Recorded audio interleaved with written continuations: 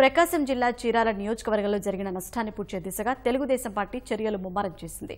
Chirala MLA Amanchi Krishnamohan వైకాపాలోకి మారటంతో తక్షణ కర్తవ్యంపై శ్రేణులు సమాయత్తమయ్యారు. భవిష్యత్తు ప్రణాళికపై నిర్వహించిన సమావేశం శ్రేణుల్లో ఉత్తేజం రేకెత్తించింది.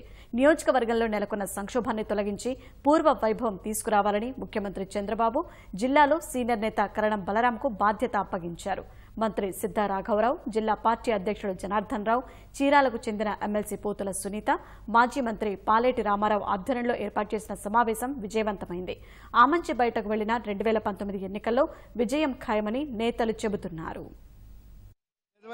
తెలుగుదేశం కార్యకర్తలు జరిగిన అన్యాయాన్ని వాళ్ళందరూ కూడా ఏకదాటిగా అక్కడ చెప్పడం జరిగింది.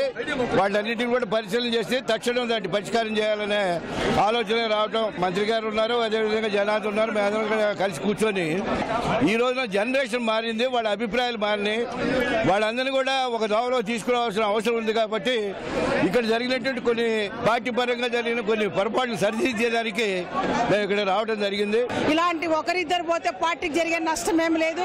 దాన్ని పూర్తి చేసుకొని మరి చీరాల నియోజకవర్గంలో అన్ని కులాలతో అన్ని మతాలతో పార్టీ నాయకులు అందరితో కూడా సమన్వయం చేసుకొని వ్యక్తిగత స్వార్థ రాజకీయాలు చేసే నాయకులకి ఇక్కడ ప్రజలందరూ బుద్ధి చెప్పబోతున్నారు.